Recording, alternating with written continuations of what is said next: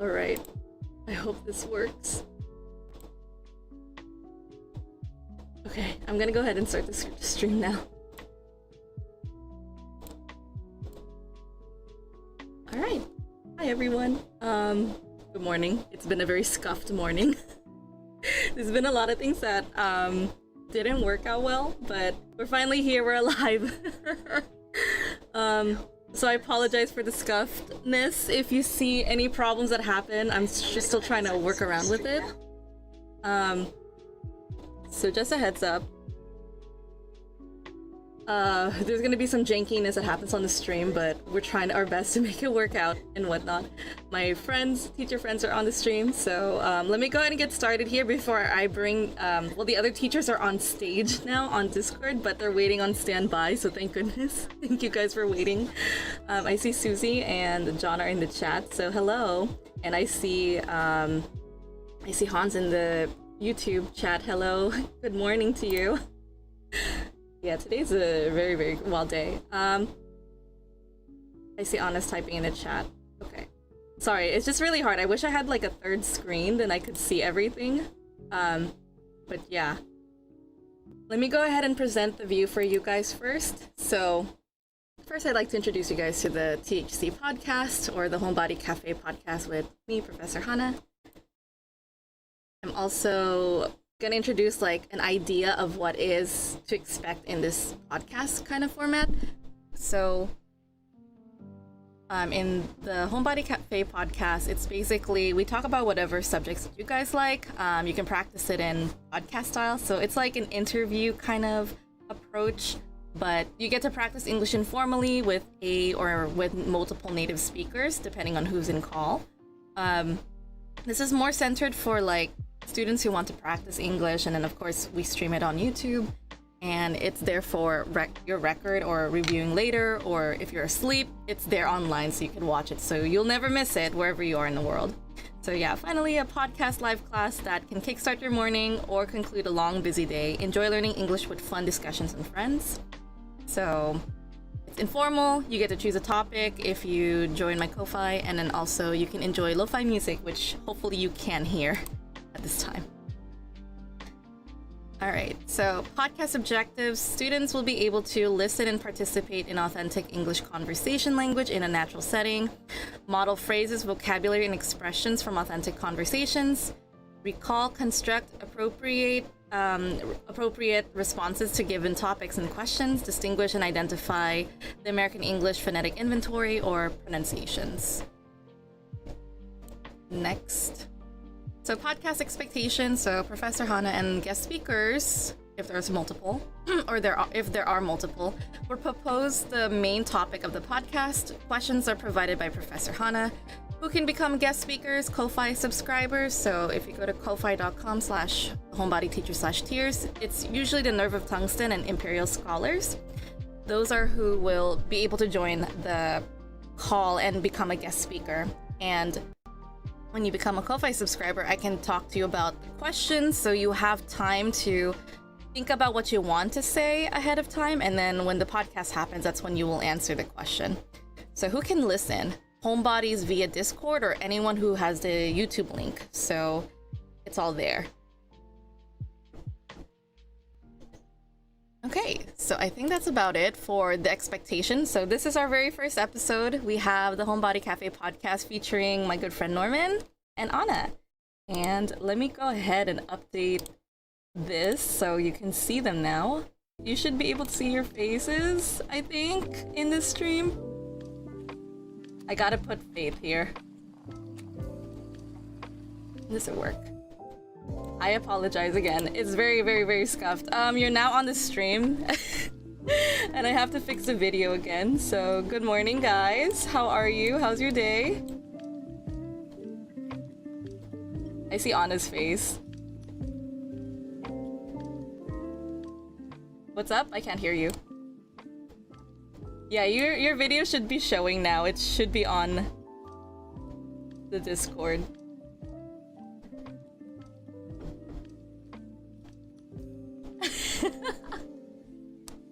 Alright, so while I'm fixing everything, and I don't want to waste your guys' time, Norman and Anna. Norman, would you like to introduce yourself first?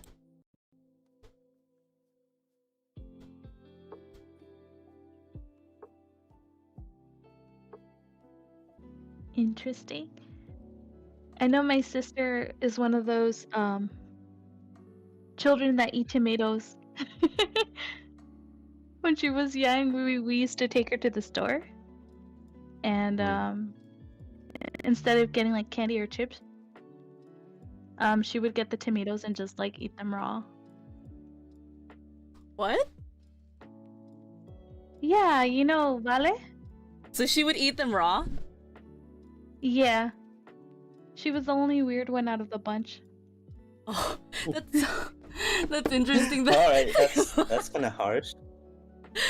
It's because my dad would take us all to get like snacks, and we would get like chips, you know, your common snacks. And she would go to the tomato section or vegetable section. I see.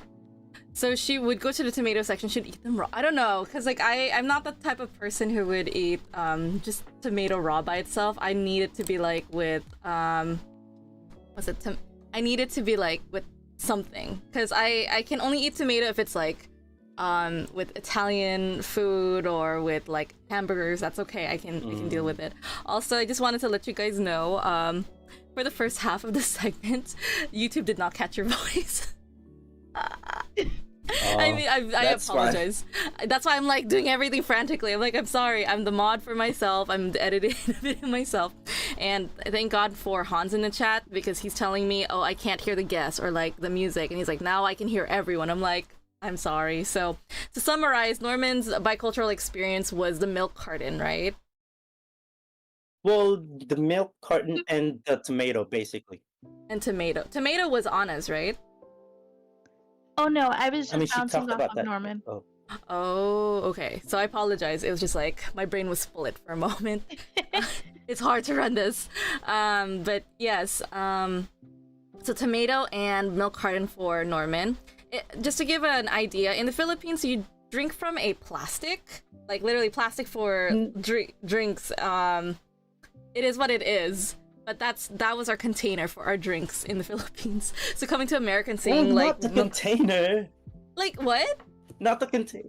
No, not the like, plastic container. It's a plastic bag. That's what I was thinking. No?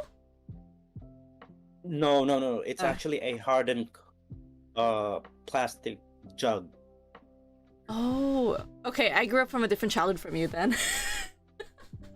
My bad. You left Philippines, you said, like when you were like 4 years old? Yeah, I was 4. But like I remember the stuff that I did in the Philippines. Like we had plastic baggies. That's how we drank from our drinks.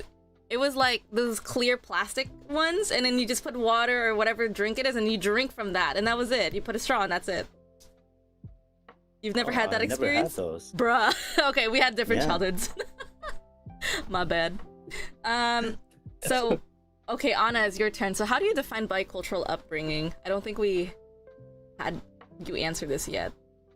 Well, bicultural is like the mixing of two cultures. Yes. And upbringing is like how you were raised. Mm-hmm. So,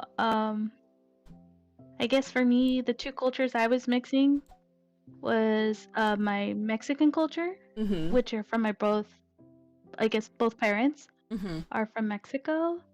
My mom's from Nayarit, and then my dad's from Michoacan.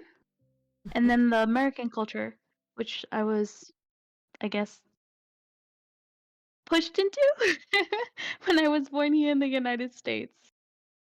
I would say, to be honest, I didn't really sense a difference when I was younger. Mainly because I grew up in a Hispanic community. So everybody spoke Spanglish. Spanglish. So right? It's either you spoke Spanish, English, or both mixed. Or like even like code switching. Oh. So I never felt out of place or like I had to accommodate for one at the beginning. It wasn't until later where I met people that don't speak Spanish where I started to realize like, oh, like I'm a Mexican American. Like I'm different from them. You know? Right. So there was Yeah. more like a community here that helped brought you up, so it felt like it was the norm, right, Anna? Yeah. That's so interesting because like I think for me I was just missing that community. What about you, Norman? Actually, it's same thing. I don't have that community to be, that Annex experiencing, because I used to live in New York for 4 years, and there are not that many Filipinos in New York, especially in Syracuse where I stayed for 4 years. There's like only like a few people that I know who are Filipino. And by the way, I live in a rural area. So basically, after my house, behind my house, there's like a creek, and then there's jungle behind it, behind the creek. Is that in the Philippines? Is that what you're saying? Or No, this is back in New York. Wait, really? You had a creek? That's so cool. Yeah, I liked it. That's awesome. I just like got used into a rural life back in New York. I see. So that's pretty interesting because I don't know the lifestyle of New York, and would you say it's very fast paced over there? Well, that is in New York City. I've only been in New York City for like twice. And like everyone's going back and forth, even like at 2 a.m. in the morning. That's crazy. But 2 a.m. in the morning in New York, like in Syracuse, right? Like that could be like a little dangerous. Like there's basically no one's awake at 2 a.m. in the morning in Syracuse. I see. Interesting. All right. Thank you guys for sharing about your bicultural like upbringing.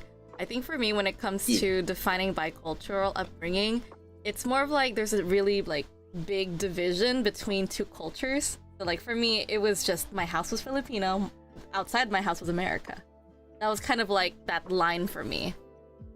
Because at home, my parents would always reinforce, oh, you remember you're Filipino, you gotta maintain your culture, you gotta be respectful to your parents, you gotta do this, this, and that, you know, because like home is Asian culture is kind of how they put that line in.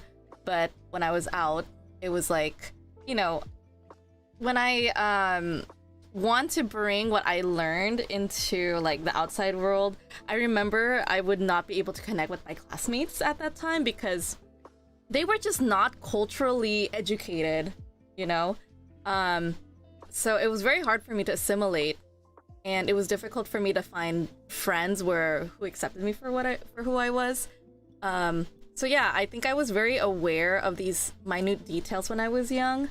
But yeah, that's how I would define bicultural upbringing, is just like there's two cultures that are happening, and there's like this invisible line separating the two. That's how I saw it, at least. Yeah.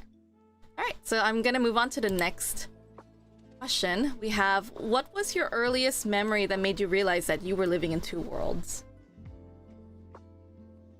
It's a hard one. You want me to go first, or? Let Anna think of it a little bit. So Norman, go ahead. Yeah, like what Anna said, it's a hard one. I think when I moved in New York when I was 14, even though like I lived with my mom and my sister who are Filipinos, and my stepdad and my stepbrother were again American, like within the household, just the household, like I have to maintain that, like I have to speak Tagalog to my mom and to my sister, but when it comes to my stepbrother and stepfather, you have to speak American. So from that time I realized that, okay, I have these like two worlds right here. So besides my mom and my sister, I also go to YouTube to watch some Filipino shows, and that is like my bubble area for like, this is my heritage, like this is where I came from.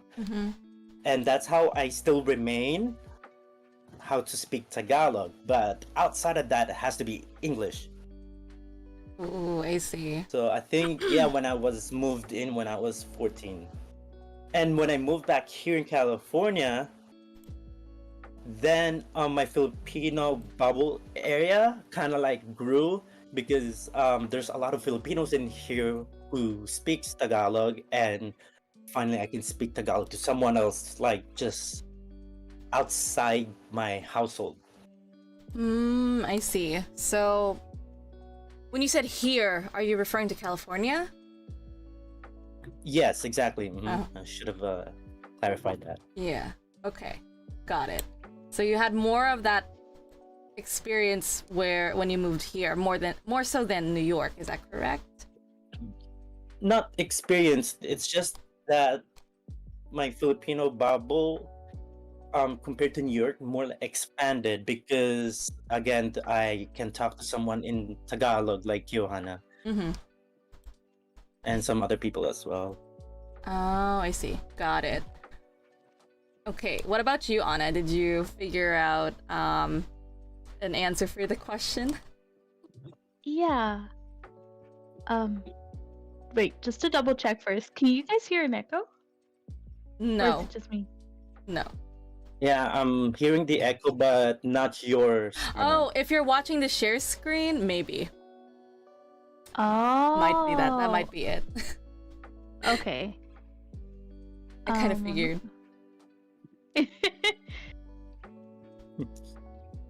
So for me, I think my earliest memory that made me realize that I was living like in two worlds Mm-hmm. was when I was like 6 or 8. Mm-hmm. My cousins from Mexico would come like every year to visit.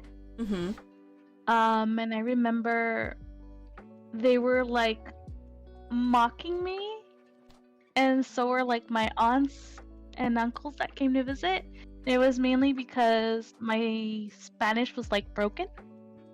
It was Spanglish basically, because that's how I communicated with my friends here. And it was interesting because like over here, even with my like Spanglish, I was still considered Mexican, like part of the culture, Mm-hmm. as long as I knew like most of it, or I can understand what they were saying and respond. But with my cousins, I was considered like white American. And it was like weird because it was like in limbo, where you want to identify as Mexican here in the United States, Mm-hmm. but it's like reality hits you that you're not really Mexican. Like when I go to Mexico, they don't necessarily consider you Mexican. Oh. So it's like a double standard in a sense. Mm-hmm. Yeah. I think the funniest part was, I guess I would mix up my words in Spanish. Mm-hmm. So in Spanish, pelota and paletas kind of sound the same. Mm-hmm. And I was trying to sell them.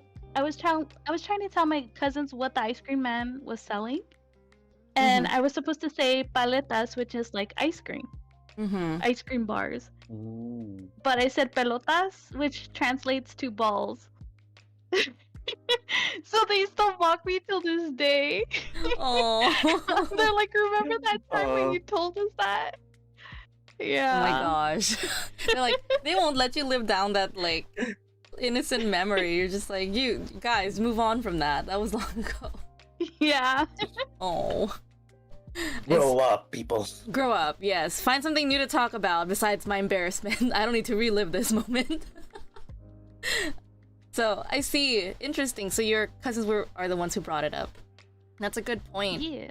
I have something that's quite similar to yours, Anna. I think for me it was just the language, definitely. How do I say this?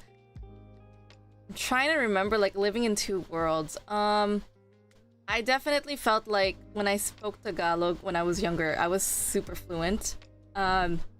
But as I grew up, I've never had my Tagalog corrected, so it's always in the wrong tense form, or if I use a wrong word. Like, it's a similar word, but it's not the right word in that context. You get what I mean, right? So, like, there's a better word for it. So I'll give an example. There's a word that I use called lamig and ginaw. So one of them is to experience cold, and one is to talk about the cold weather, or something is cold. So if I say lamig ako, it's so weird because that's not how you say it. You would say ginawa ko, which means, oh, I experience cold, I'm feeling cold. But if I say, wow, lamig, like, wow, it's cold. I would swap the two back then. So when I had like Filipino friends, they'd be like, you're using the wrong one, or they would laugh too. So I would become conscious of how I spoke, and I felt like I couldn't speak Tagalog anymore. So I kind of felt like I was super Americanized in a way because my parents just never felt the need to correct me in Tagalog when I was younger. So I stuck with all the mistakes. Even to this day, I still feel a little bit hesitant speaking in Tagalog. Like, I would talk if I'm with someone I'm comfortable with and they don't mind that, but that's like a permanent brokenness of me when it comes to Tagalog. But also, I think another thing that made me realize that I was living in two worlds was like, I remember I told a story, I think, to a classmate about like, I mean like how we treat our parents at home. You know, like an example is I had like American friends, and I remember their parents would tell me, call me by my first name. And I was like, I can never do that. To this day, I can still never do that. Not unless they're like classmates of mine, or my students, then I would go by first name basis. But if they're older than me, I tend to go by their last name and go like Mr., Miss, or Mrs., blah, blah, blah, right? So that's when I realized that's something I cannot do, because like, even with my friends, you can't call my parents by their first name. They will not allow you. They would find that super disrespectful to this day. But unless like, they're like, again, if they're classmates in schools, they can go by first name basis or whatever. But my friends, I think one of my friends tried calling my parents by their first name, and I'm like, no, don't do that. Don't do that. They will not be happy with that. So They would give you that. they would make that glare. Yeah, they would make that glare. They would just glare at you, and I'm just like, yeah, you don't want to be. My parents are not okay with first name basis, so don't treat them like Americans. I remember that at such a young age, because I asked my parents, I'm like, Mom, Dad, why don't you go by first name basis? Because excuse me. I said, so and so's parents tell me to call them by their first name, and my parents are like, you don't do that. Like, we brought you up to be respectful, so don't ever call them by their first name, even if they insist. Be kind. And I'm just like, so my sister and I have it ingrained in us that we don't refer to people by their first name, not unless there's specific reasons to allow us to, like being a teacher, being of a upper position in a job, etc. But other than that, it's like, no, I'd rather call you by your last name, just because it's courtesy. I don't know, it's just ingrained in me. That's what I would say. I have a quick question to you Yes. about your parents. Yeah, go for it. So, would they allow your friends to call them? What's your parents' name by any chance? Mom's name is Mirna, dad's name is Lem. Lem. So let's say I come to your house and say, "Oh, good morning, Tito Lem. How are you?" Oh, that one's okay, because that's still respectful. That's totally Filipino culture. Yeah. You call them by uncle or aunt, they're fine with that. But if you call them by just their name, they would be pissed. Yeah, because anyone who is older than you, so that depends. So since I'm friend with Hannah, I would refer to their to her parents as Tito and Tita, which translates to uncle, even though I'm not related to them. Yeah, and that's fine. I feel like a lot of Asian cultures show that. I think I can't speak for Korean, so only Susie and John can say if you refer to friends as parents as uncle or aunt. I've seen like Singapore films where they refer to their friends' parents as uncle or auntie. I've seen that one. Is it the same for you, Anna? Do you refer to friends, like people who share the same culture as you? Do you call them Tio and Tia as well, or no? I think it depends on how familiar I am with them. I see. Sometimes if they're like family friends, we do. I see. Or I think for us, we give them nicknames Mm-hmm. like Tio. I call him like Tio Alto. Mm-hmm. Like he's like super tall, or yeah. We give him like little nicknames with Tio or Tia. I see. Yeah.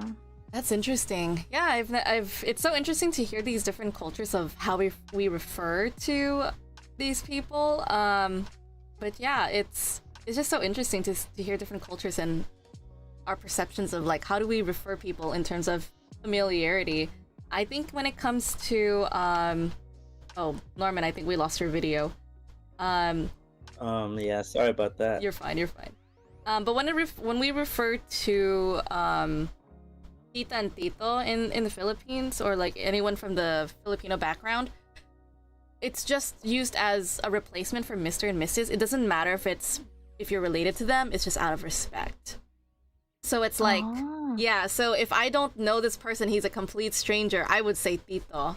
If he's someone who's near my age, I would say kuya, because we're trying to get a little bit closer, but not too far that it's too disrespectful. Like for example, when it comes to Norman, if Norman and I first met each other and we're not that close, maybe I would distance myself by calling him kuya because he is older than me. But we're around the same age, so we go by first name basis. But if it would be so disrespectful if I went up to Norman and I said, "Hey, Lolo," he'd be like, "Lolo." Way too disrespectful. Way too disrespectful. We have something called mano. It's as you hear it, Anna. Mano is like taking the hand and blessing it to your forehead. If you do that to someone who's your age, that's super disrespectful too. So if I did that to Norman would be like, "Hey, don't do that," because it's a sign of respect for the elderly in particular. So if you do that to someone who's around your age, you're like, "Hey, don't do that to me. I'm not old yet," Oh, I see. Yeah. So like greeting wise, it also shows next too. time I meet your grandmother, maybe I should do that. You too. should do that. My Lola would love that. Yeah. Lola would love that. To I'll be do like, that. oh, she'll say, "Oh my God, this guy's educated. He's so Filipino. I love it." She's gonna be talking about that. That's Lola for you. I was gonna say, Hannah. Yeah. Like in my culture, we call each other by our first names more commonly. Oh, really? Yeah. So even if they're parents, we will call them by their first names. Wow, you guys are so casual. That's so cool. Yeah. Yeah. Dang, that is actually pretty awesome. Great. So we'll move on to the next question, because I know we have a lot of questions for today. Next one is, do you believe having two languages created two different identities for you? Please explain. Oh yeah, remember this one. All right, Norman. You're So when I remember when I talked to my brothers back in Philippines, like through Messenger, it seems like I'm a different person that I'm representing right now. Basically, it seems like that I am more not aggressive, but kind of like more forward when it comes to my ideas. assertive? Yeah, I would say so.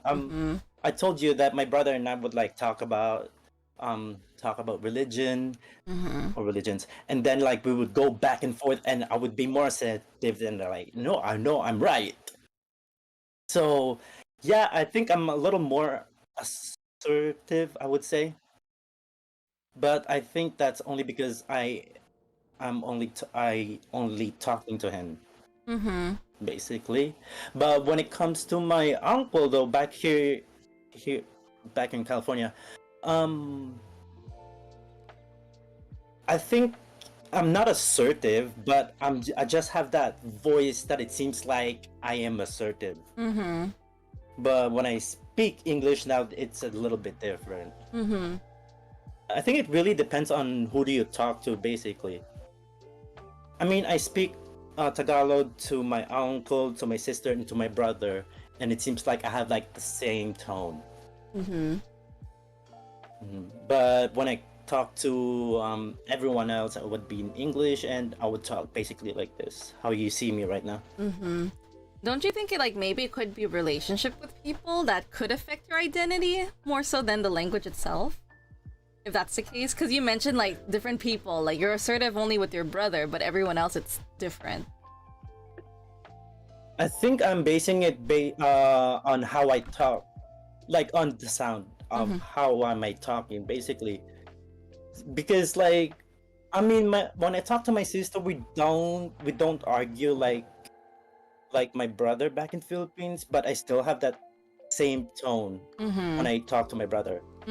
So I use that tone to talk to my sister and talk to my uncle. It sounds like I'm aggressive, but or like not aggressive, assertive. Sorry. Yeah.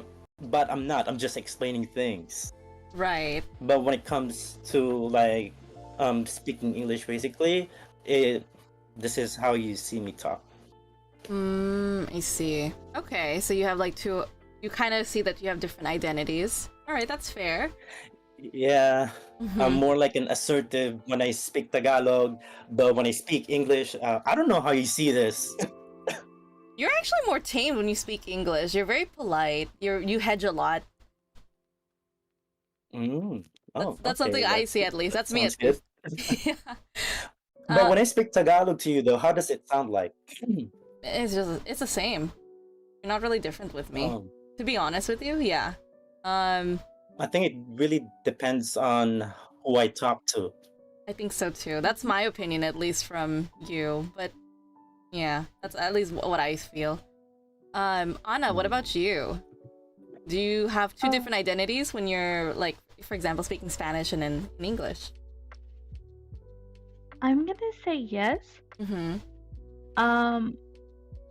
Mainly because of the environments I use them in. Mm. Like in English, I mainly well, English and Spanglish is usually what I use to speak with my friends. Mm-hmm. But actual like full Spanish, it's more formal. I use it with my parents.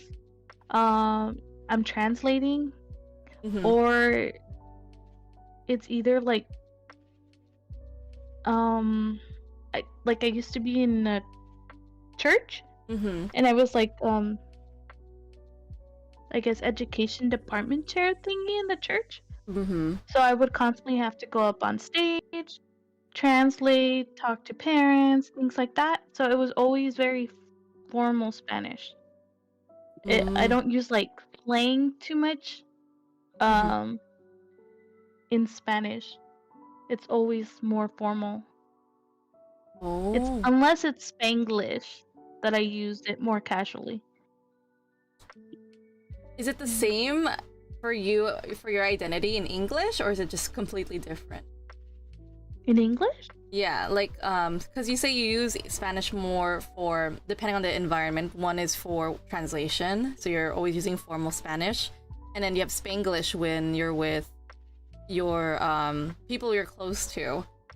And would you say are they the same identity as who you are in English, like when you speak English, or is it completely different?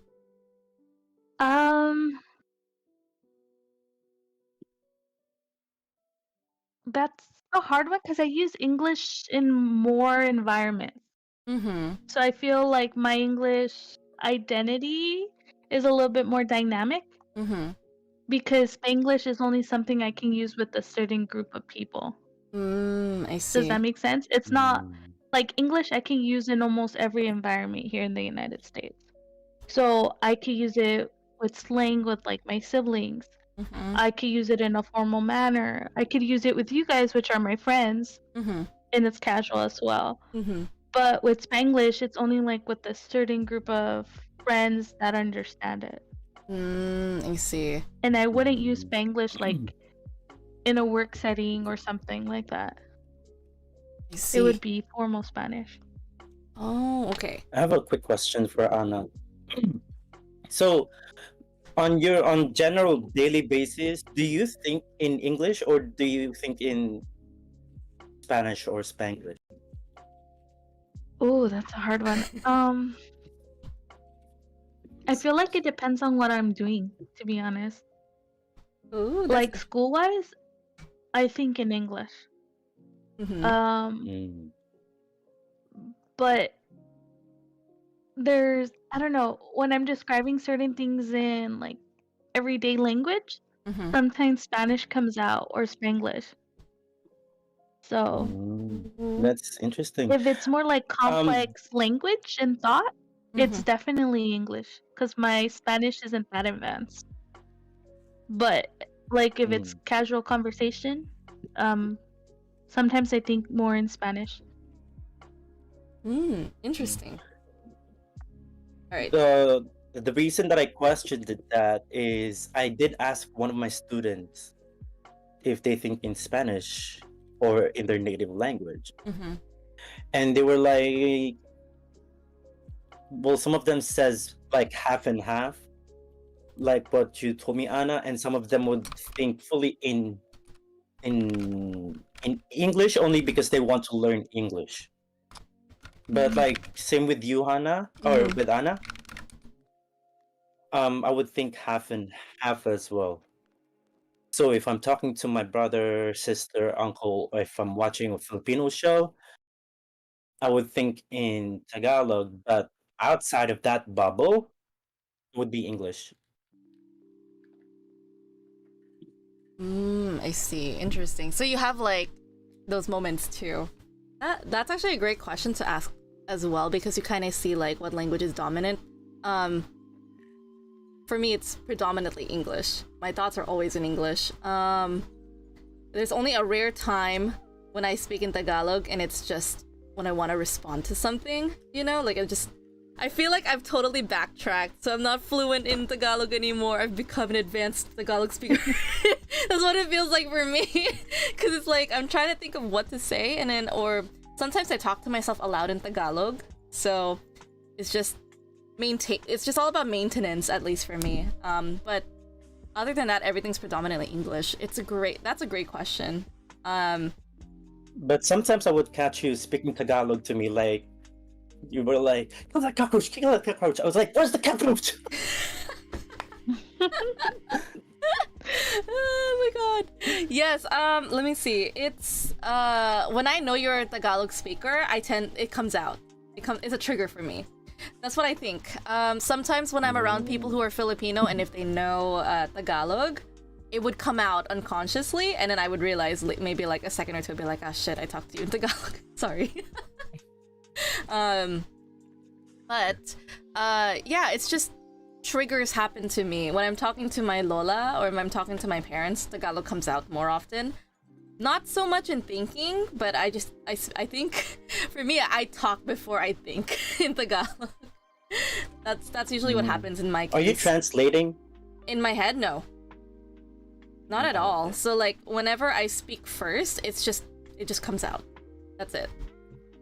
And I'm just like, that's why I know I'm still fluent, because I don't take time to think about it. If anything, I do that when I'm in like Tagalog class, when I took that in college, because that's where grammar matters, you know. And I'm just like, I have to backtrack for a second, and then I would have like conversations in my head where I'm like, okay, which tense is this? Is it ma? Is it doubling the word? Am I doing this?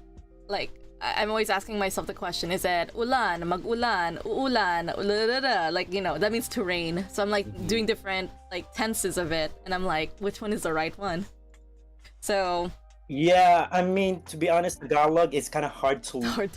It's hard. It's hard to learn it, especially the verbs. Like I'm telling you, yeah, that the the affix is sometimes is way longer than the root word. Yeah, which is ridiculous.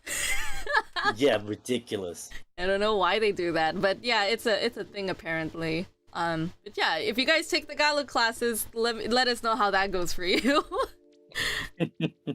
So we're gonna move on to the next question. So let's start with Anna this time. Do you remember your earliest assimilation interactions? Assimilation? Like if you were, like, since you mentioned you had bicultural upbringings, was there a time you had to assimilate into the predominant language? So Like forcefully? Kind of, I would say. I mean, I think the most common route for all three of us is school. We had to assimilate no matter what. But yeah, do you remember your earliest one? I think mine started at home, Oh, really? and it was primarily because I have older siblings, Mm-hmm. and the way I interacted with them was through English. Because they were already in school. Oh. So when I communicated with my parents, it was Spanish, but with my siblings, it was English. Oh, wow, that's interesting. I didn't expect it to start from the house first. Yeah. I guess it's because for them it would be school, Mm-hmm. but since I was much younger than them, I was introduced to English in the home with them. Oh, I see. Hmm. Yeah. And even the friends I grew up with, because my mom had like a close-knit friend group Mm-hmm. where all her best friends had babies all at the same time. Mm-hmm.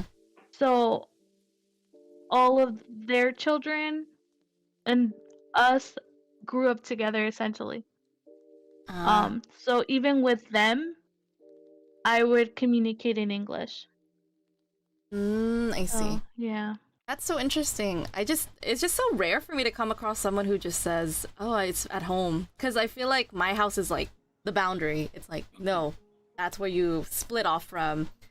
America, you're in a Tagalog house, so Filipino house, so you're gonna speak Tagalog and all that stuff that comes with it. Don't get me wrong, like my parents tried to stop it Uh-huh. in a sense where they would be like, in the household you speak Spanish. Mm-hmm. It just didn't work out that well because all of our siblings outmatched our parents. We're like 7 children, 2 parents. So when we would communicate, it didn't really matter. We would speak in English. Unless it's with our parents. Okay, I see. I just think that's interesting because yours is just the person that you're talking to. Also, I'm trying to see if I can fix the echo problems. I apologize. I know now why you guys are echoing is because I put the channel for your voices through my music, so that YouTube could catch it. So I apologize for the echoes. So it's fine on the stream. I was gonna change the channel, but I'm afraid that it might do something to the audio. So again, bear with me on the echo. I'm sorry that you guys are hearing yourself echo through my volume for now. It's just because I'm fixing the output and trying to figure out how to do it on YouTube. Let me see. Wait, let me at least try one thing first here. So while I'm fixing this, Norman, go ahead and answer. What is your earliest assimilation interaction? I mean, back in Philippines, when I talked to my stepbrother and my stepfather, I would use English, more like a broken English. But when I moved in the United States, then I have to speak English on a regular basis because I speak English and Tagalog in a household. But in school, though, I have to speak English. I think that's pretty much it. I remember oh, I'm sorry, did I lose myself? Oh wait, are you now echoing again? Oh, I'm not echoing anymore. Okay. Yeah, Sorry, he's because fine. I Thank could you, hear Hana. myself echoing earlier. I was like, did I mute myself?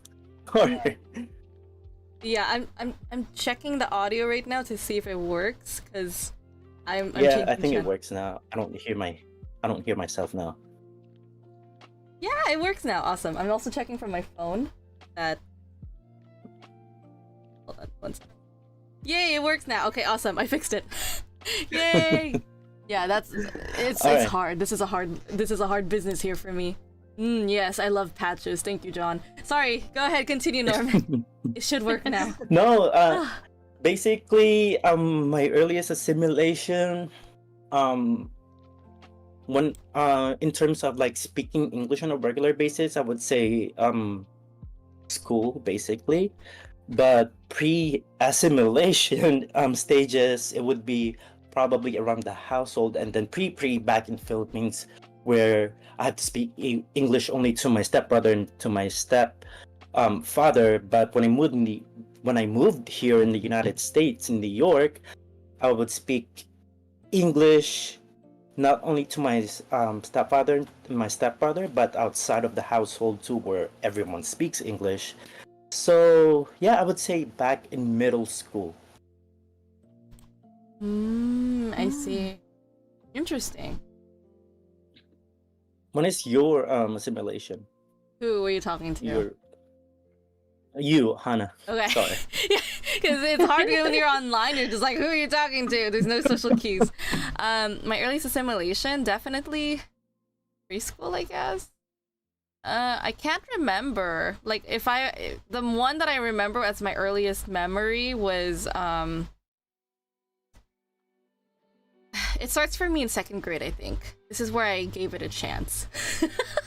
This is horrible of me to say. What do you mean, give it a chance? I was trying to become like part of a friend group. That's where my assimilation started. So technically, it should have started in preschool when I first came to America, but that didn't happen. Mainly because I don't remember. I was too young. But I remember my earliest attempt to assimilate with people was to make a friend in America. I remember it was just because like I was a transfer student, so I went to a private school first, and assimilation there was easy. I made friends right away.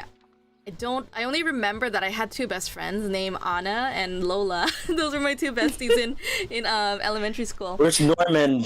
Norman doesn't exist there. Sorry. But yeah, I grew up with like two friends, and then I had to transfer out because, you know, private schools can get really expensive. So I had to leave, and I left around second grade, I think. And then that's when the assimilation memory came in. It was hard for me because I was a transfer student. I probably did not look attractive to my classmates.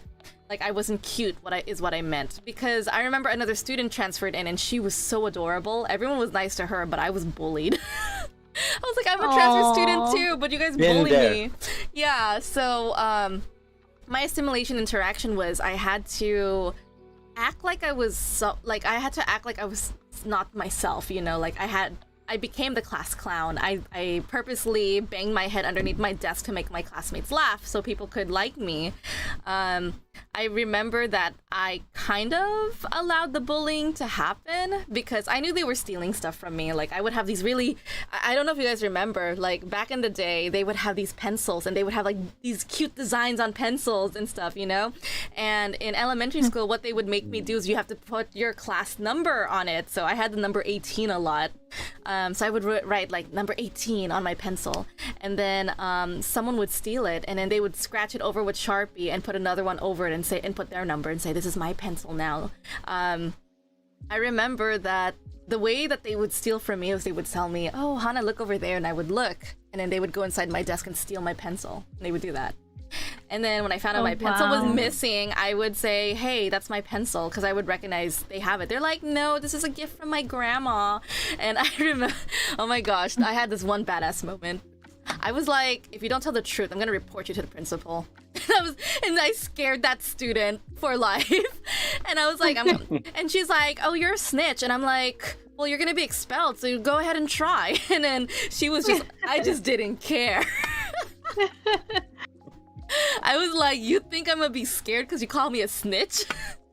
So, yeah, that I remember my assimilation was I tried to please everyone, but then it backfired on me because when they bullied me, I stood up for myself. So I'm like, there you go, my assimilation just crumbled right there. Because from that point on, like my friends were like, oh yeah, Hannah's a snitch. Don't do anything to her, blah blah blah. And I'm like, you can call me a snitch, but at least I'm protected. Just don't do anything then. Yeah, like. You know? You can call me a snitch all you want, but that means I'm protected because no one's gonna try and bully me from that point on. Don't steal anything from me. Yeah.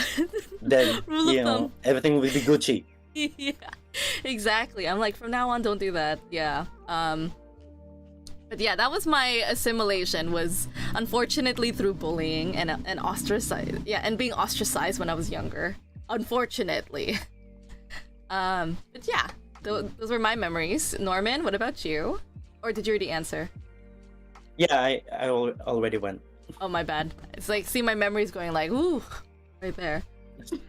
My bad. Yeah, good. Anna, did you already answer the assimilation question? Just checking. Yeah, Okay. I said within the home. Oh yeah, within the home. All right. Sorry guys, my brain is so today.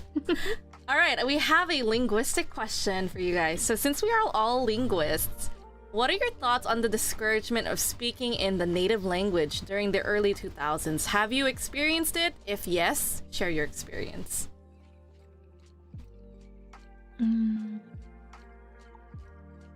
I like this question a lot, so if you need time to think, I'll share you my experience. In the early 2000s, when I came to America, it was around 2001 when my sister and I arrived in America. So what happens is, since we are foreign exchange students, or like we're students who transferred in, we were immediately tested for our English. So at the time, how to test a student in terms of their learning skills was not really reliable. Now that I look back and think about it, I had a teacher tell me to bounce the ball or just jump in place, skip, and then just like listen to instructions, right? Even though I was being tested, it was verbal, and I was being watched by the teacher. So I was really shy. So even though she told me to bounce the ball, I knew what she was saying to me. I understood. And I saw her reactions too, because she would take the ball and start bouncing it. And I would be like, I just stood there, I didn't do anything. So they didn't consider that shyness was a reason why I shouldn't have been held back a grade. That's one. So if you guys didn't know, I was pushed a grade behind. So if you were born in 1995, I should have been, when I arrived, I should have been in first grade or kindergarten. But when I arrived, they put me in preschool. They made me go back a grade. And even so, they made me take ESL classes on top of that too. So when I got to first grade, I still took ESL classes, which is crazy. So in a way, I kind of thought that, I think, I don't really, I can't remember a lot of things, but I do remember I was being taken out of class a lot. So in a way, it just makes me feel like maybe the system of how they were teaching me English back then was not a good or reliable way of me learning at the time. But anyways, point is, in the early 2000s, they discouraged speaking English because at the time, they mentioned that if you learn multiple languages, the student and the child will be confused amongst using them. So they really, so my teacher told my parents, stop talking to her in Tagalog. You have to stop completely. When she comes home too, even at your house, you need to stop talking to Hannah and Shannon in Tagalog because it's going to mess them up when they're speaking English. That was their belief back then. So unfortunately, there were like tremendous consequences. So definitely the biggest consequence for me personally was my Tagalog is broken. It's hard for me to think about the tense form. I say things right away and I don't realize that I use a wrong tense form for it. That's the permanent damage from that. And also my parents never corrected me. So they kind of took the advice from the teacher and they never felt the need to correct my Tagalog. So, and my parents' reasoning was, oh, you live in America, so you're just going to speak English. You're not going to use Tagalog. So I never felt the need that I had to teach you Tagalog or fix it at all. So that was my permanent damage in Tagalog. My sister, on the other hand, she can no longer speak Tagalog anymore. She was so fluent when she was young, from zero to, I mean, how many months when she was born? Up until she was 3 years old or 2 years old, she was able to speak Tagalog and then she lost it completely. Because for children, since we all study this in what is it called, child development for linguistics, when a child decides that the language is not going to be used and it's not their priority anymore, they will choose to lose the language. So when Shannon was growing up here in America, she kind of perceived that, oh, English is a dominant language. Mom and dad talk to me in English anyway, and my friends all speak in English. So my sister, she completely forgot Tagalog. She can't even speak Tagalog. It's very, we call it whitewashed. So she has a very American It English. is whitewash. Yeah, so she would say like, for example, when you say ano ka ba, like, oh, what are you saying is the translation for that. So she would be like, ano ka ba? You know, like she's got that white accent in it. So she can't speak Tagalog anymore. She lost it because she made that decision at a young age that Tagalog is no longer worth learning. So she just doesn't remember how to speak it, but she can understand everything in Tagalog, which is interesting. So she chose to remember to understand, but she chose not to speak the language anymore. And it's so interesting to see how children make that decision at a young age. So the people around them, they need to take, responsibility that if they want their child to remember language, you kind of have to create that environment that they must learn the language. Because if not, the child can decide, no, I don't want it anymore. But yeah, those are my experience when it came to learning, like being brought up in an education where English was perceived as the only language that you must learn and not to learn anything else. But yeah. What about you, Norman? Well, I don't have any experience because they never discouraged me to speak Tagalog because I came to New York when I was back in 2010, so that was like not that a while ago, to be honest. So there are no discouragement. They would just put me in ESL classroom, and usually in ESL classroom we're just doing our homework, and if we have questions we're gonna ask our teachers, and that's basically it. However, though, unfortunately, I'm sorry that you experienced that, and because of that thing that you experience, it damages your speaking skills to when it comes to Tagalog, unfortunately. I don't have the experience, but I remember my stepfather told me about his experience because my stepfather was born in France. Then he moved here when he was, I think, 6 or 8 years old, and he speaks French and German because like he lives in that border back then. And a lot of kids bullied him because he doesn't speak English.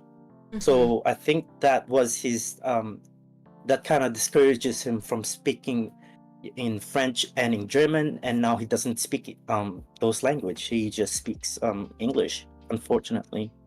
I mean, it would be nice to keep it, but so the thing that you, Hannah, and my that experience came from discouragement of like not speaking your native language, and that is a very damaging to the language that you were born with, because a lot of people are like, because people will bully you because you are different. This is back then, right? So right now we live in the era where it's okay, like it's more acceptable now that we speak in our native language, like even though out in public, right? Because you are minding your own business basically. And for example, like sometimes I talk to you in Tagalog only because like you would sometimes you would understand the joke in Tagalog, but if I explain it to Anna in English, then it loses the value. That's why I don't really tell Anna. Yeah. That totally makes sense. All right, Anna, your turn. I think for me, I had a different experience from you, Hannah. Just primarily because the schools I went to, mostly everybody was Hispanic. So the teachers were primarily Hispanic. They were all bilingual. So it was never like, don't speak it. It was more like, oh, that's a good thing. Like I remember my kindergarten teacher talking to my mom, how she was impressed with like my Spanish at the time when I was little. She was like, yeah, it's important that you keep them bilingual. So it was always encouraged, actually. It was never like discouraged. I think the only time I ever like experienced like the discouragement of something like that, it was actually with Spanish, because it's similar thing in Mexico, where there's a lot of indigenous languages, and Spanish is actually the dominant language. My dad, sometimes his Spanish has words of perpetua, which is the language from where he's from, but my mom calls it like she discourages it from our Spanish. Like, don't speak that language. Like, that's not how you say things. So I think I experienced that more with the Spanish side than the actual like English education system. Yeah. I see. Um, So it was yeah. like your mom's influence. Yeah, that makes sense because it has to be someone in your environment that causes you to lose the language. Because for me, it was not just the school system, it was also my parents too. So I totally get you. Were you still able to understand that language though, Anna? Or did you just completely erase that? I think my dad's language limitation in that was very minimal. It's like he didn't even know they were words from the native region where he's from until he compares it to my mom's Spanish. And it's then when we start using it that it's considered like an issue. Like, oh, that's not the correct Spanish. Like, that's the broken Spanish. Like, that's lower than Spanish. You shouldn't use that. And I realized that growing up, like, when I found out, like, you know when you do, like, the 23andMe, and you figure out what you are? Uh-huh. Like, when my mom found out that we were, like, part Black and part, I was, like, 50% Native American, she was more prideful of the European side than anything else. Really? And she was like, no, you're not Black. You're not this. And it's when I came to the conclusion, like, oh, it's kind of like that subtle racism that exists in it. Yeah. So. Unfortunately. Yeah, Yeah. I feel that. I think it's because we look at colonizers as like, I don't know, we put them on a pedestal. Great. Pedestal. Yeah, we do. I mean, that's Now colonizing we life. kick that pedestal. Yeah, we do. And today we're like, kick that pedestal. We're out. We're out of that. I see. So yeah, that's so interesting because I totally get your guys' experience with that. Norman, I wanted to comment about what you said. When you arrived in 2010, that's when they reinstated learning multiple language was actually encouraged. I remember because there's this thing called the Seal of Biliteracy. They awarded students during junior high school. I remember specifically, it was in 8th grade. They announced it. And that was in 2009. 2000, like late 2009 or something? No, spring 2009. Because I remember I was a TA when I specifically saw that question or an announcement. They said on, it was on the paper, I think, for registration. It said if you take 4 years. Was it on federal level? What do you mean federal level? Was it on the federal level? Like, because if it was on state level, then that would only affect California. But when it comes to federal level, it'll be all states. It's probably federal level. Because because you were in New York, I was in California. Yeah. So, that's interesting. Because It I could remember. also be like district because I remember from my school they didn't do that. They actually encouraged us. And even the teachers would say, oh, studies show that it's better. I remember because even when my brother was younger, it was considered a good thing. I think it might have been more like a regional thing. I don't know. Because maybe. I don't know. Well, it also depends Maybe. because, Anna, you mentioned that you went to a school that already spoke Spanish, right? It could be the type of students school. were primarily Hispanic. That could And be the case, teachers, too. they were Hispanic too, and then the ones that weren't Hispanic, they knew some broken Spanish too. I see. Because almost Maybe everybody because was Spanish. maybe in Anna's like, you know, since Spanish is kind of like being like one of the minor languages in the United States, maybe it's more encouraged. Then like That's Compared what I to was thinking English, too. because English is more national. Yeah. That's what I was thinking too, because I remember when I did my research in education, they said some schools are kind of what's the word for it? They're like dedicated to a certain group. And I hate to use the word. They said the minority group, quote quote. So if the minority is a predominant of the school, then there's a higher chance that they speak exposure to the language. That's what I remember hearing. So it could be that. it could be that for in your case. It could be because I went to a school that wasn't dominant in the minority group. It was predominantly white, and we had a sudden surge of Asians in the school. I remember I was like, wow, we nicknamed it the Asian invasion in middle school. And because I went to middle school and I was like, there's so many white students here. But then when my year came in, there was like a huge surge of Asian students. And I'm like, dang, are we the era that's bringing in all the Asians here? But yeah, so then we had the nickname. We were like, oh, dang, this must be the Asian invasion that's happening here. So yeah, it was just interesting because in my school, they all had the reputation of being like more predominantly white students. And that was when they introduced the idea of, hey, if you take Spanish for 4 years, so if you take it now up until high school, when you finish your first 4 years of whatever language, either Spanish or French, you will get the seal of biliteracy. And I was like, seal of biliteracy? And I'm like, okay, I guess.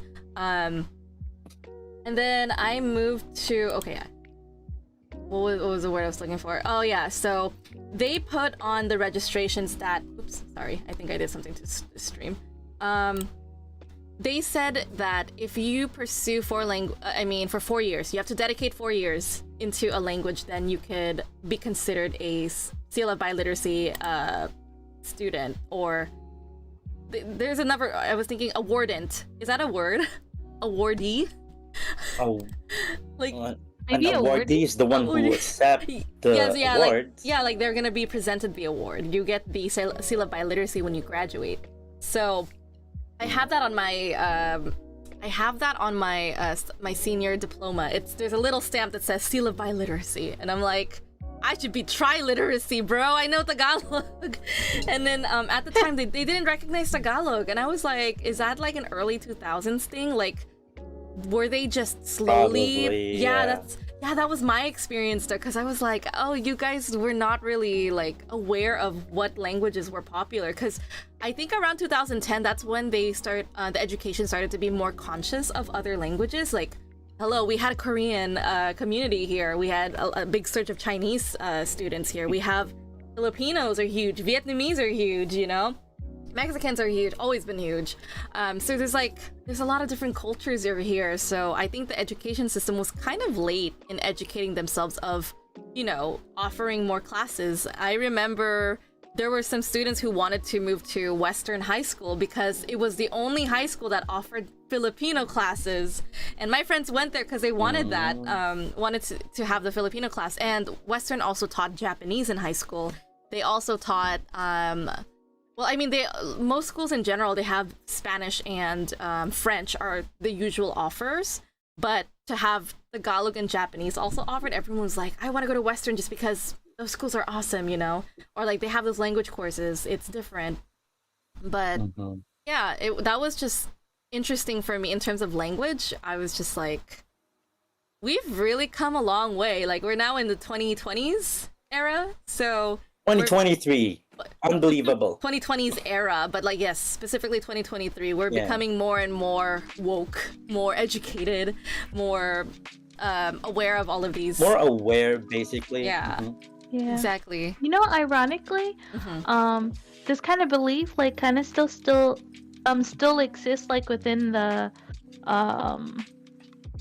speech pathology field. Yes, absolutely. When students have like disabilities with speech, sometimes they're like discouraged from speaking another language, like being bilingual.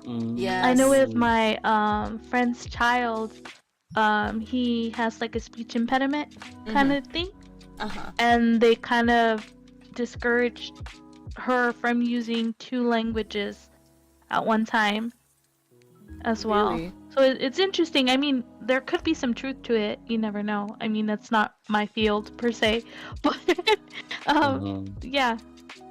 That's actually quite interesting. That's because interesting. Speech impediments, I usually associate that language is triggered. It's a triggered experience. So unless that person was introduced to multiple languages in the same environments, I could see why they get confused, especially if they're young, right? So I feel like the older they are, near their critical period, that's when they're able to make that distinguishment between them. At least those are my thoughts.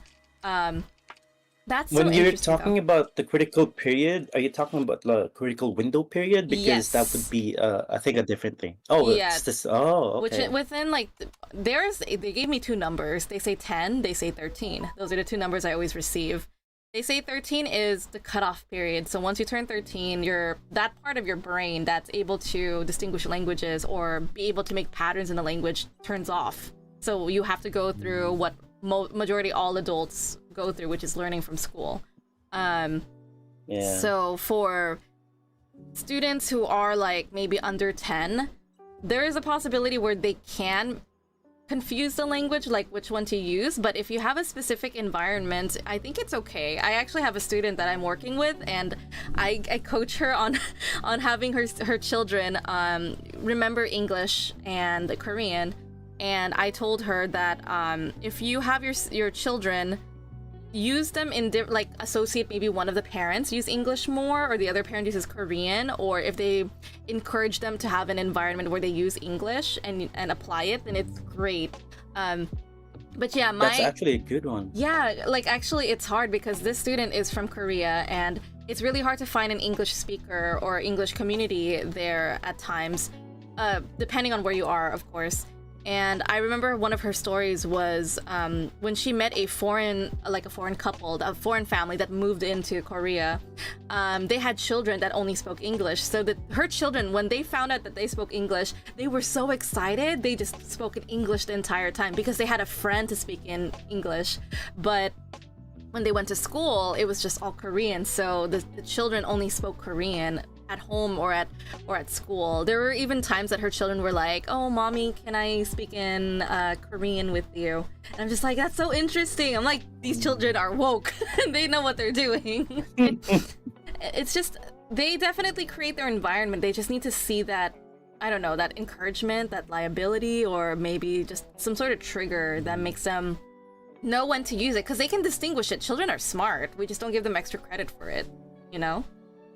Yeah. It's more like an instinct. They are aware, but they don't. Well, they're not aware that they're learning language. They're just like absorbing it like a wet sponge, basically. Absolutely. It's whatever they hear, they would like repeat it back. Yeah, and I think it's also important because I can't find the word that I'm thinking of right now because I keep saying the word trigger, and it could also mean environment. I was encouraging my student. I was like, you have to give your children like these environments. Like, for example, if your students find something to connect the language with, they would have a much more stronger relationship to retain that language that they're learning. So I was saying, if you introduce your children to watching shows in English or reading a book to them in English or letting them play video games in English, now they have a higher, a more like stronger appeal towards retaining the second language of English, and they can become bilinguals when they reach 13. They're officially bilinguals at that point. And she doesn't have to worry anymore by the time they reach the critical period, because at that point her children know both languages fluently. Because mama did her job, she helped them retain English. And of course, living in Korea, they were able to retain, or like they speak predominantly Korean, I would say. So yeah, having But these, it's just, I don't know what to call them. Are they I'm sorry, vices? go ahead. I was like, are they called vices? Are they called, I can't find the word I'm looking for. Do you guys know what I'm talking about? Inhibitors? What do you mean? Inhibitors? Because Can you like, explain the idea behind it? the word I'm trying to find is like, you have something that gives you a reason to retain that habit or that hobby. So it's like, I'm thinking about the word liability, but it's like, I don't know what to call it. That's the word I'm looking for. I keep saying, like, the closest word I can think of is environment. That's the closest I can think of. I mean, that could work as well. Yeah. Yeah, I think so. I don't know. The other word I'm thinking of is reason. To put it like simply, like for example, Norman, if you had a girlfriend that spoke French, wouldn't you want to learn French just because you want to please her? That's what I'm trying I to would say. say so, yeah. No, that's the word I'm trying to Like make an motivation? example. Like, yeah, motivation. That's it. Thank you. Okay, motivation. Yeah, you need to have motivation. Because like without it, you're like, why would I need to learn the language? Then yeah, motivation is one. Sorry for my spiel. But we finished this question, yes. We went off tangent a Yes. bit. Okay. Mm-hmm. It's fine. Alright, so next question. Since we are all teachers, how do you think you can help students transition smoothly in their assimilation into American culture? Do you guys need time to think? I would say Oh no, Norman, go ahead. I can go first. Yeah. I have a lot. I've been working with the I'm working at the American Language Institute, and the most question that I get is how to learn English better. And I would always say them that, well, there's no other way than to just actually listen to it. And so the thing that you could do, so I always ask them, first question, what are your hobbies? So Mm-hmm. some of them would say, oh, I love playing baseball. I love watching vlog, Mm-hmm. or I just like oh, I really love this I really want to know how to cook. And I was like, okay, great. So I want you to go to YouTube, go to the search bar and type the things that you like. So for Mm-hmm. example, baseball, you love baseball, right? So you would type baseball um baseball game, let's say, right? Mm-hmm. Hit enter, and then select one of the videos that shows up, and I told them just go watch it. Mm-hmm. It doesn't matter if you don't understand. I just want you to watch it, do it. So watch it, and if there's a caption, go ahead, click the caption, so that you can actually listen to it and read it while they're saying it. There might be some little delay, but that's fine. Mm-hmm. Even though if you do not understand what they're saying, just keep listening to it. If you get bored, I would say do it 5 minutes at most, 5 minutes every day. Mm-hmm. And if you are getting more interested into the topic that you're watching, then increase it to 10 minutes, 15, 20, 30, right? Mm-hmm. And again, if there's a caption, go ahead and watch that caption. Mm-hmm. So the reason that I'm saying this is because back then in Philippines, does anyone know the comic book Archie's? The Archie? Yeah. Sounds familiar. Yeah, I think I do. yeah, the Archies. It was Archie, Jughead, Veronica, and Betty, and like Reggie as well. So anyway, I loved that comic book when I was a kid. I actually have a lot here back in my closet. So what I would do back then is I would just like read the same old comic book of Archie, and it's like there's like some torn pages in there. And since I love that comic book, I would just like read it over and over again. But while I was reading it, like I don't understand it, Mm-hmm. and I think that would help you a lot. And that actually helped me a lot in the future. Mm-hmm. I remember back then, I was at the balcony back in Philippines, and I had that comic book with me. So I was just like reading it, and then my grandma, my mom's mom, like walked by, and she was like, "Why are you reading that, Norman? You don't even understand it." I was like, "I don't know. I like it." So I just Oh. keep reading it and reading it. Yeah. So that's the best thing you can do. Go to YouTube, or like, I don't know, read a comic book, or whatever interests you, right? Mm-hmm. And that could help.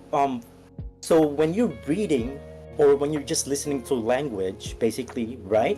You might not understand it, but in the future, some of the words might ring a bell to you because that person next to you said it, and your brain would be like, "Oh yeah, I know that word." So if you don't understand the word, you are gonna use the context that surrounds that word, right? Mm-hmm. Context is always important when it comes to language learning. And that's how I learn basically. So if I don't understand the word, I would just like be quiet, and I would like use the context that they use that word. So Mm-hmm. context is the key. It's always like that because you would remember it. Ooh, that's interesting. Yeah, that's a great first-hand experience. It's just context, and also maybe revisiting text that you've seen. And it's like you said, sometimes having visual too, because you said it's a comic book. So that's very Mm-hmm. visually stimulating, that you feel like, okay, I can kind of understand the word based on what I see and in the context clues. So you can make that assumption or presumption. Anna, what about you? Let me read the question really quick. Mhm. I guess when I think of assimilation into American culture with students, the first thing I think of is culture shock. And usually like that comes in like three phases, which is like honeymoon where everything's cool and interesting. Then you go to like the actual not horrible part, but I guess like the um where you feel homesick, you start to reject things, you feel different and out of place. And then it comes to, well, I mean, hopefully everybody gets to the last part, which is like when you feel a part of it, recovery, which is assimilation. So having students go through those phases, I think it's important first to understand that you can't always diminish all of those. Some of those things are going to be unavoidable for those students, but you can always diminish culture shock. I guess the first thing I would do as a teacher would probably be to have them connect to their culture, whether that be like introducing them to clubs or things that are like related to their culture, so that they have those ties or those groups of people or even friends that speak the same language, kind of like we were talking earlier, where you feel that attachment back to home, or at least to your culture, or whatever it may be. I think that's what honestly comes to mind for me. I had one more thing, but I forgot. It's okay.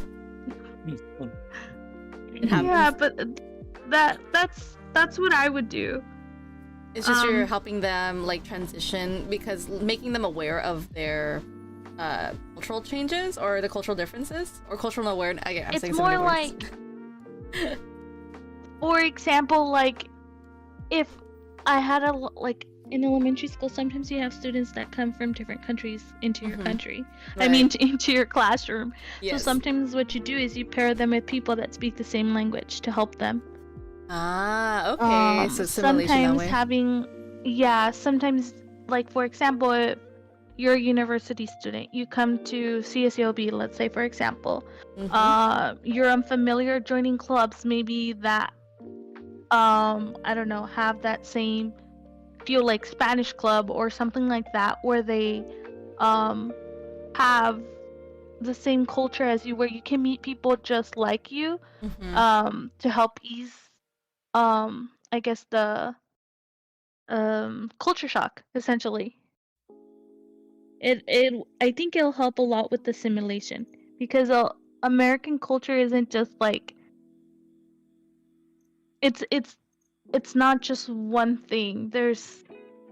I guess America is a mix of people, so you can't really say something is an American way sometimes. I don't know if that makes sense. No, that makes sense. Yeah, because like again, if you come from a bicultural position, or if you've come from a multicultural background, you can't really say it's the American way, because in a way it's not, you know? Like, it could be that gray area where it could just be a mix of the two cultures, so you can't really call it the American way anymore, I would say, because we're all from different places, and just to be frank, let's just put it out there. America is a political dream. Like, technically, what we live in is just, it was born from a political dream. So America is technically, anything can go, I think. An idea. It's an idea. Like, people try to make standards for it, and they're like, oh, this is the American way, or this is how you do it in America. It came from an ideology, so we are trying to make something out of it, but is it legit? It's come to be accepted as legit, you know what I mean? But it's just hot. And the word America can actually change too. Like as time passes by, like the American people changes into something different culture. So let's say 100 years from now, the Americans today would be different from Americans Mm-hmm. 100 years from now. Not only because that the language change, also people change as well. So Yes. they kind of like to um, change the language because the culture is changing as well. So they have to change the language so that they can represent themselves better, Yes, I basically. agree. Because like language is not without culture. It's always influenced by culture in a way. It goes like they're like yin and yang, language and Yeah. culture, basically. Yes, Yeah, and I exactly. think, I mean, like, as teachers, apart from actually teaching, like, maybe some things that might be, like, completely out there for them, Mm-hmm. I feel like apart from that, you can't really help them too much with it. Mm-hmm. Um, just because I feel like it's going to be more of a internal personal thing, but you can definitely help ease it, Mm-hmm. yeah, within the classroom. Yeah. That's a great way to do that in terms of assimilation. I personally, I'm grateful because I actually had experience in this, so I'll tell you guys what I had from my firsthand experience. And I feel like you guys can definitely develop this into like activities or outside activities. Definitely my experience on this is host after school activities, even if it's like a club, because all of these students, they're coming from different countries, they're nervous, they're afraid, they don't know if they'll have people who like them. They've definitely heard the bad things about America, so they need that comfort knowing that they are in a safe place. A lot of times when I was introduced to my new students who are just added, like maybe 3 weeks into the semester or the quarter, they're nervous. So you are the face, technically you as a teacher, you're the representation of America. You're the teacher. So it's important that you welcome them and you make them feel like, hey, you're here. Can I help you with anything? And of course, it's always important. Since I work with adult students, I'm very upfront with them. I tell them, if you ever need something, just tell me. Because in America, if you don't tell me, I won't understand you. I won't understand your problems. So here it's all about communication is very, very important for me as a person and also as your teacher. So how can I help you if you don't talk to me, you know? So, and I always I tell them, I might bite a little bit, you know? I'm just kidding, you know? Because it's just to make them bring down their walls of, defense because they're afraid, of course. So humor is definitely one way to help them lower their guard a little bit and become comfortable. Hosting after-school activities are fun for the students. I remember during a Christmas event, I had students do a optional gift exchange for my students in my class, and I was opening it to other students too if they wanted to join.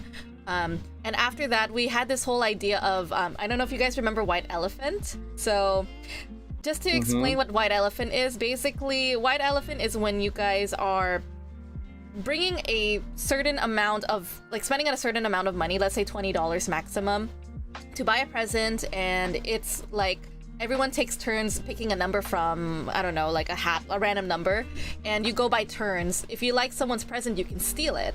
So that's White Elephant. It's not White Elephant, Yeah. right? Yeah. Yeah, that is White Elephant. Yeah, Yeah. okay, I remembered. Yeah, so you can steal it from someone, and so you have the option to steal, or you can open a new a new gift. So my punishment for my student was you were dared to do something, and I actually really enjoyed this because this was a fun activity that my friends did in their Christmas event.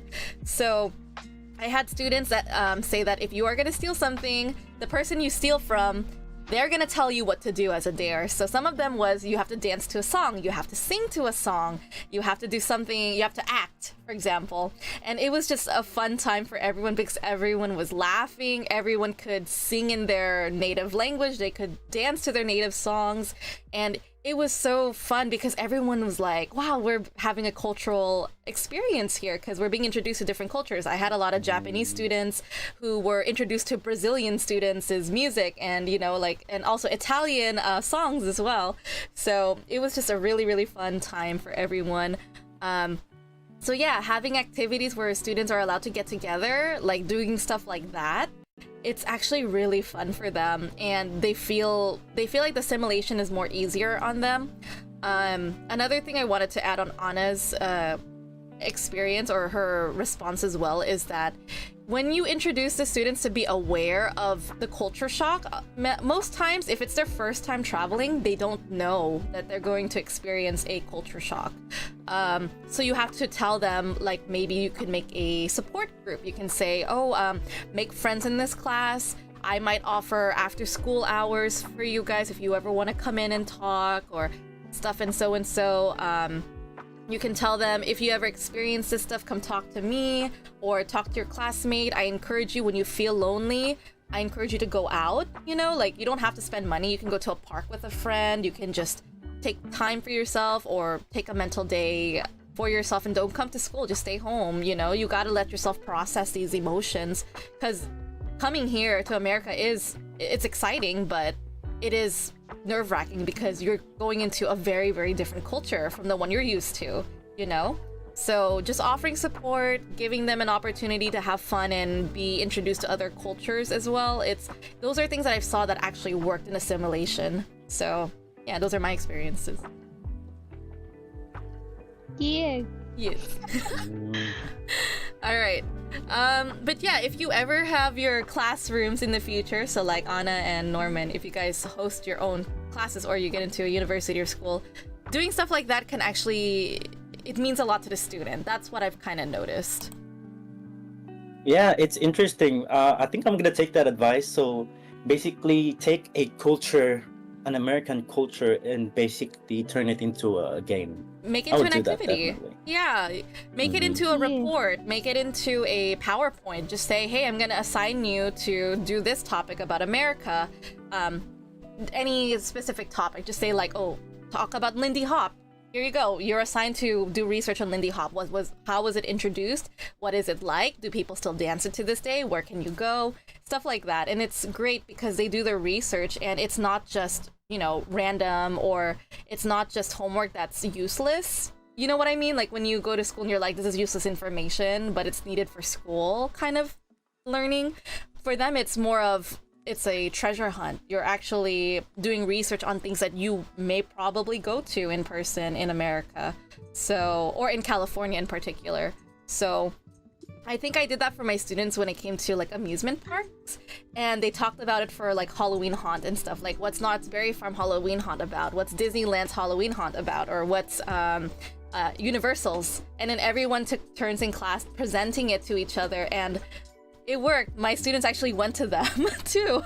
So it's a fun activity for them to educate themselves on what they learn in class and applying it to their PowerPoints, and then actually going to there and experiencing it firsthand too. So yeah, I think it's a great idea. So do that.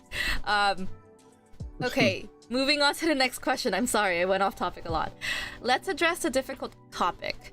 Do you think ethnic profiling still exists? How do people confront these issues in America?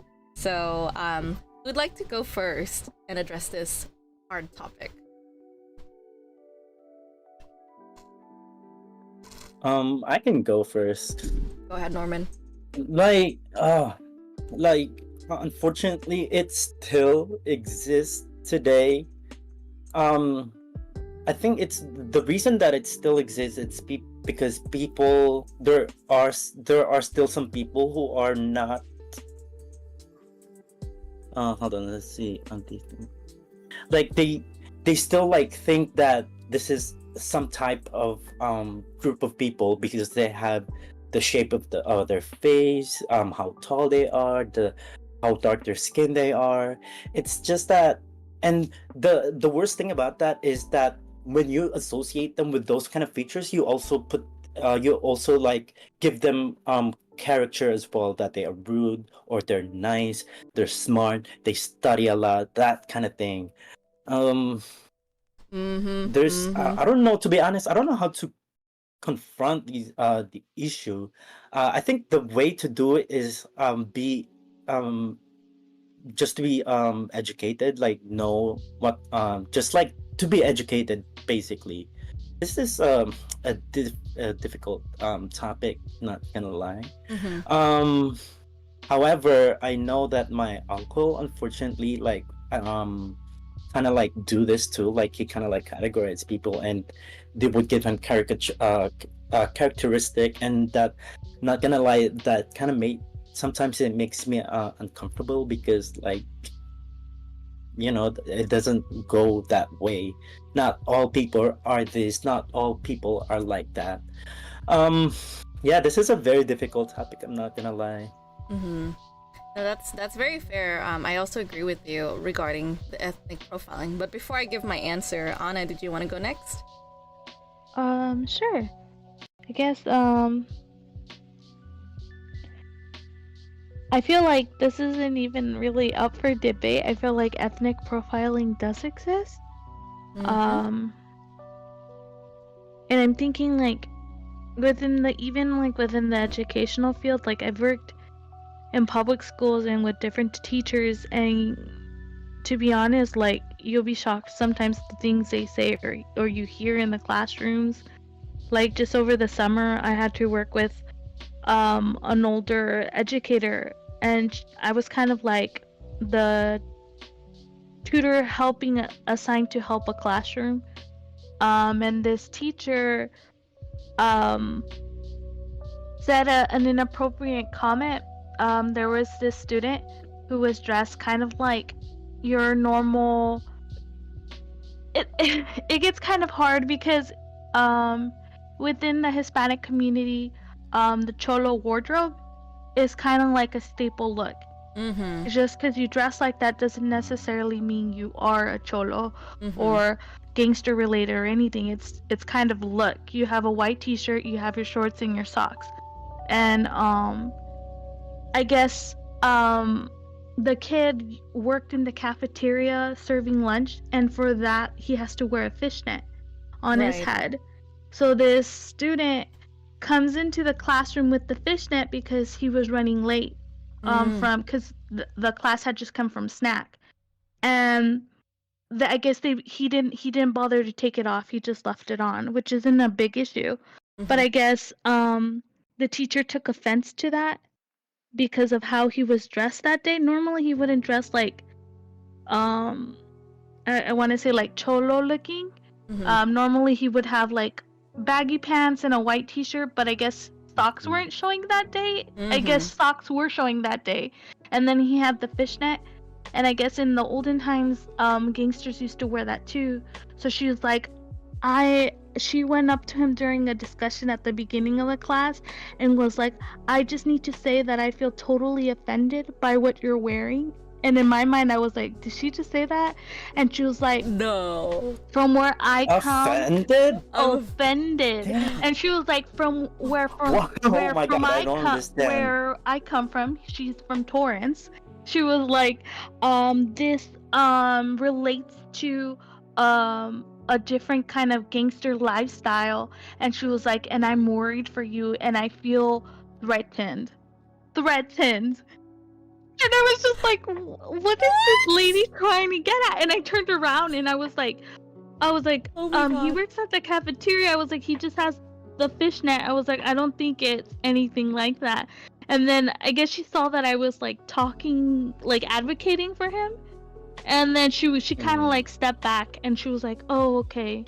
And then later on, I had to talk to her because it was like, it was so out of line. Like, it was completely out of line.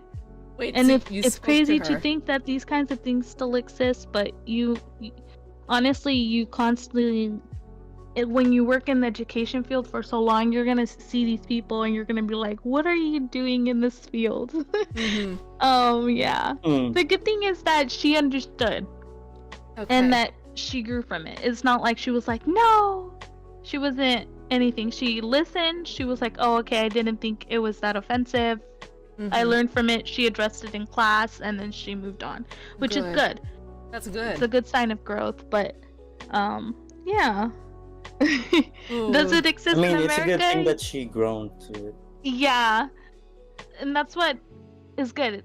Yeah, some educators don't, some do, and the one I was talking to did. So I'm grateful for that. I'm glad for that too. That's great. So you spoke And with I think her it's after more like an class? emotional damage. What was that? Sorry. So I'm sorry, go ahead, Hannah. Norman just said it was an emotional damage. I said, so you spoke to her after. Were you just educating her on that? I think she kind of realized when I advocated that she might have done something wrong. So she kind of, at the end, we have our lunch together there in the classroom. And we kind of started talking about it. And I told her that, basically about racial profiling. Because here in Hawaiian Gardens, which is the city next to mine, there used to be gang injunctions. And they used to say if you walk like a duck, then you are a duck. Meaning if you dress like a gangster, you are a gangster. And the cops had the right to frisk you and pat you down and stuff like that, even though you didn't do anything or anything. So I told her about that, and I told her sometimes when I wear hoop earrings, people say I'm a chola, despite me not like having anything else to do with it apart from being Mexican and having hoop earrings. They naturally assume I am. So it's like I explained to her that certain outfits and wardrobes, although you associate it from your community that way, they're kind of like staple things related to our culture, not necessarily just because one part of the group are gangsters doesn't mean that all of them are, just because they dress like that. Yes. And I think that's, yeah. I kind of explained that to her, and she was like, oh, okay. Okay. Yeah, but I see. No, that's good. Good on you, girl, standing up, advocating. I love that. And I love it when teachers actually address issues like that, because it shows, like you said, growth. That's the most we can hope for from a teacher. Hopefully, even in modern day, if students ever feel like they want to educate a teacher, go do so, because we're limited, you know? Like, sometimes we don't have access to certain updates on life or media, and sometimes, like, we need to be told, you know, we're willing to learn, and I hope teachers are still I can't even talk. I hope that teachers are still willing to learn, even from their students, because I feel like my experience as a teacher is I always learn from my students, you know? They learn from me, but I learn from them. So it's like... Goes back and forth. Yeah, it's a symbiotic relationship, you know, like no matter what, we're gonna keep learning from each other. So if a teacher closes that door from learning, and if they didn't apologize and address it, then I would see it as a sign of, like, to me it shows like immaturity, pride in a way, because, you know, I know, like in the Philippines, for example, I've heard stories, I haven't been there firsthand, but teachers are so prideful in the Philippines. And I've heard stories where, like, my cousin corrected a teacher, and the teacher was upset and asked for a parent conference, and my cousin was like, damn, really? Yeah, because my cousin, he's smart, like really, really smart, and he basically told the teacher, he's like, that's the wrong answer, and the teacher was like, no, it's not, I'm the teacher here. And then he was like, if you know it so well, why don't you go teach the class? So my cousin taught the class, and he was right. And then to take it a step further, the teacher actually requested for a parent conference, and their parent came, and then he was also in the room, and the parent was like, why are you calling me when my son is right? Like basically my cousin's dad, or I'll just say it, my cousin's dad basically told him off. He was like, well, if my son's right, then he's right. Like, you're an educator, you're a teacher. What's wrong with being corrected? You know, teachers are human. Sometimes we have errors. So if your student is wrong, you're gonna embarrass them for being right. You know, like, he called him out like that. And ever since then, anytime my cousin corrected, the teacher would just, not anymore. I was just, yeah. And it's just like, you know, it's just a reflection of pride, you know? And I don't like that about teachers. And I feel like a lot of students see that relationship with a lot of teachers, because, you know, teachers in a lot of countries can be perceived as the authoritarian in the classroom. So what they say goes, even if they're wrong, you know? So I think it's really important that the students are aware that, you know, it's okay if the teacher's wrong, let them know. Let the teacher think about it, let it simmer, and then the teacher, when they're ready, they'll address it in class, you know? So I love that your teacher definitely, like, took accountability for it, because I'm gonna be honest, we live in this world is very judgmental. That's all I'm gonna say. This world is judgmental no matter what. Yeah. Even if you say, I'm not the judgmental type, yeah, you don't have to say it out loud, you think about it, you know? We're all judgmental, in a way. More so than others, unfortunately. Mm. So to answer the question about ethnic profiling, I agree with both Norman and Anna that it is relevant. It's still up, and it's a current and still an ongoing problem to this day. And it's just like what Norman said, is that we think of people depending on their ethnic group. There's a character, there's a, like, what's the word for it?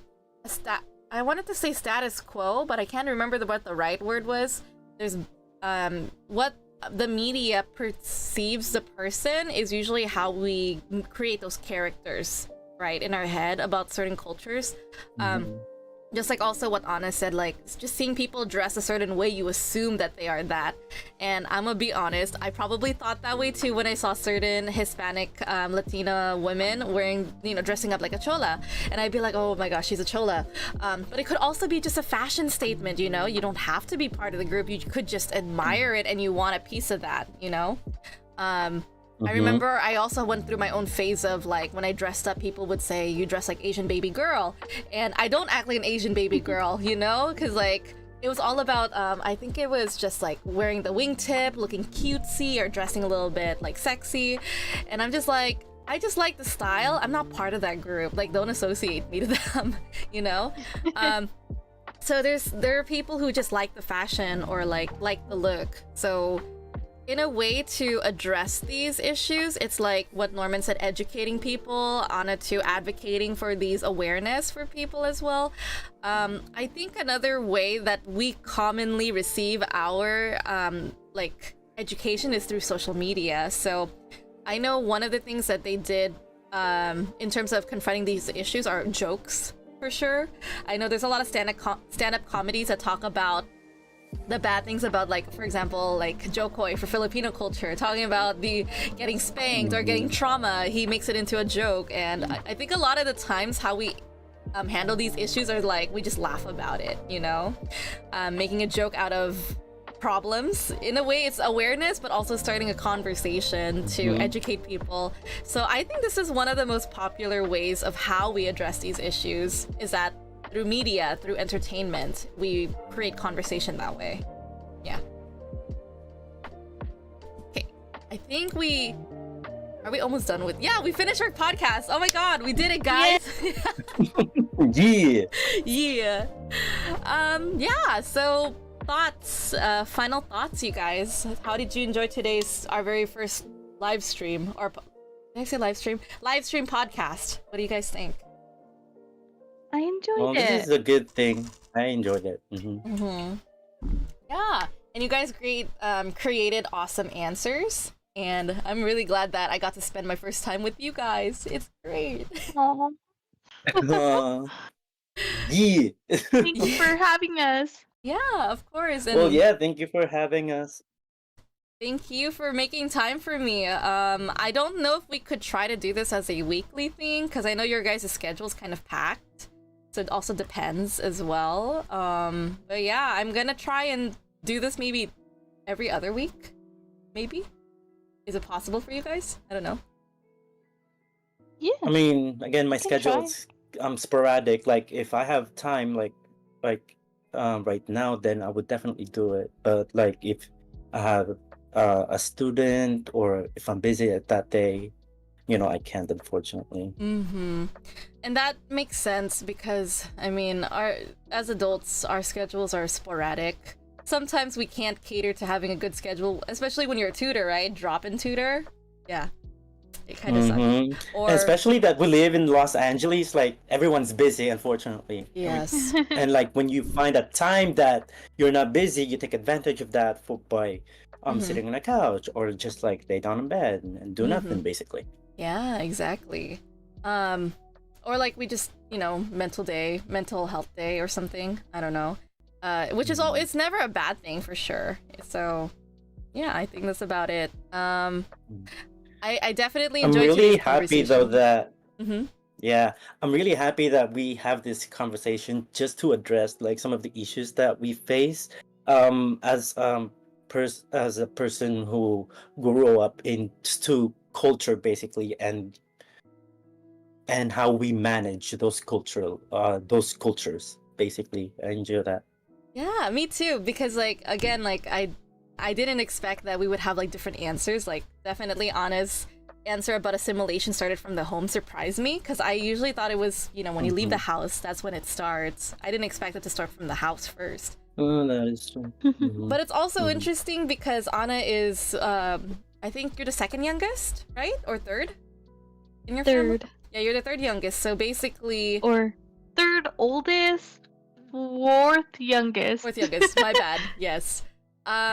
But yeah, having that extra experience of being a younger sibling kind of changes your experiences for it too. Because I'm the oldest sibling in my family. So that's why. You're the ate?